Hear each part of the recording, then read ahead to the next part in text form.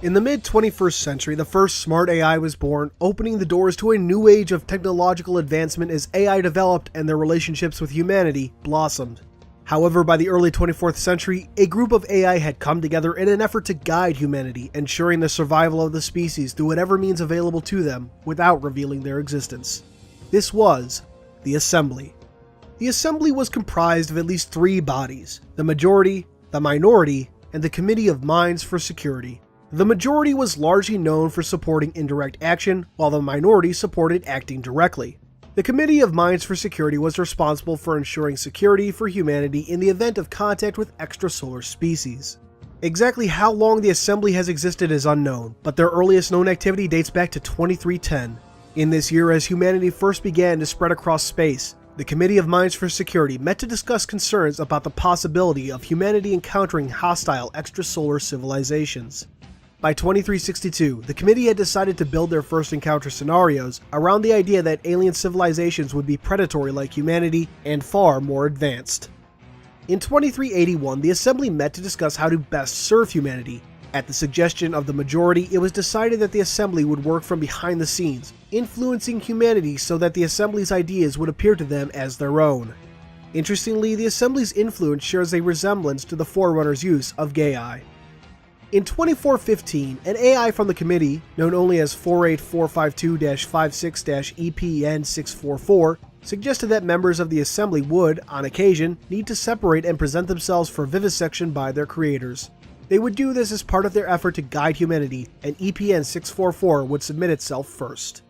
By 2491, the discussion continued. Dr. Elias Carver published what would become a famous set of theories that predicted the outbreak of the insurrection. The Minority noted that EPN644's submission decades earlier would hopefully lead to a relaunch of the Orion project, which the Assembly viewed as a solution to the Carver findings. Later in the same year, the world of Onyx was discovered by humanity. When it was found to contain evidence of extrasolar intelligence, the Majority moved to have the planet removed from the list of colonization candidates for environmental reasons until they could determine whether the discovery posed a threat to humanity. Years later, ONI would discover Forerunner artifacts on the planet and remove it from all UNSC records. In 2508, 2 years after the project ended, the Minority convened again to discuss the successes and shortcomings of Orion. They also noted that the ruthlessness seen in a young Dr. Halsey would be necessary for reaching the optimal solution, the Spartan IIs as we now know. In 2525, a trial was held for a member of the Committee of Minds for Security, it accused of attempting to contact the alien hegemony known as the Covenant and indirectly starting the Human Covenant War. The committee member admitted its guilt, but noting that it felt postponing contact in any way would have only worked in the Covenant's favor and presented an even greater threat to humanity. Later that year, a meeting of the Minority expressed disagreement with the Majority that the Spartan II project being completed just at the outbreak of the Covenant War was divine providence. The Minority held that it was entirely predictable when analyzing the relevant data and further suggested to leave metaphysics to the creators. A year later, in 2526, the committee met to analyze the recent orbital bombardment of Biko and the use of the word glassing to describe such acts going forward. While they concluded that the Covenant lacked sufficient firepower to literally glass most planets, it was decided that use of the term would better convey the power of the Covenant to humanity. In the same year, the Minority and Majority discussed the redistribution of ODSTs and Spartans on the battlefield, moving the Spartans away from maintaining and/or re-establishing infrastructure, leaving it to the ODSTs.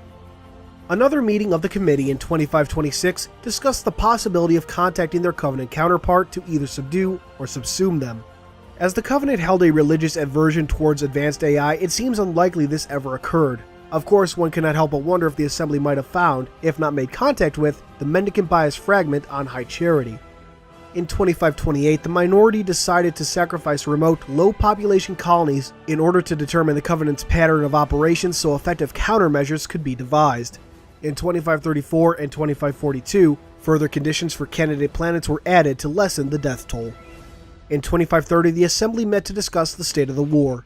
4 years, more than 8 colonies, and over 62 million lives lost. They discussed the possibility of re-terraforming certain planets, and concluded that the Assembly must take a more active role in the war if they hoped for humanity to survive. A year later, in 2531, the Committee of Minds for Security discovered the existence of the Flood when the Covenant discovered Shield World 0459, the same world the Spirit of Fire would eventually destroy. All the committee knew at the time was that the Covenant feared the faction. Due to a lack of available information and given the Covenant's reaction, the committee decided that contacting this third party would be inadvisable. Looking over their decision, one cannot help but wonder if the Assembly might have had something to do with the Spirit of Fire's mysterious classification as Lost with All Hands in 2534. In 2535, the majority further discussed fully exposing their existence to humanity to help in the war effort. In 2547, Dr. Catherine Halsey, a subject of great interest for the Assembly, attempted to create an abstract fractal structure in slipspace. Such a structure would allow an AI to outlast the standard 7-year lifespan and expand its knowledge indefinitely. Though the experiment was a failure, the minority found it particularly interesting. Notably, further experimentation could allow AI to effectively achieve immortality, the minority even briefly entertaining the notion of fleeing into slipspace to survive the Covenant War. Second, though, is that Halsey had attempted this with minimal influence from the Assembly. In the end, regardless of potential outcomes, it was decided that further experimentation must be actively encouraged. Following the human-AI integration test on August 29, 2552, the Assembly had an emergency meeting to discuss the implications of the test. For the AI, the merging of human and AI effectively drafted them into the war effort and brought the creators closer to the created. They were not merely shepherds now, but companions. At some point, presumably in 2552, an unknown person arrived at Reach with refugees of the Covenant War and stumbled upon the Assembly. This person listened in, copied their logs, and was seemingly driven semi-mad by his findings. He left datapads on Reach for another to find, but whom is unknown. The Assembly was a final gift from Bungie to fans of the deeper lore. They guided humanity, shepherded them, only to see that the answers they sought lied in reintegration with their creators.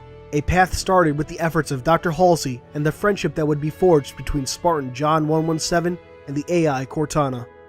With the coming of the created storyline, it would seem no better time for the Assembly to finally expose themselves to humanity. In the end, they had decided on companionship, and Cortana's desire to rule threatens the goals this Assembly spent centuries working towards. The only question now is, will they? Hey guys, thanks for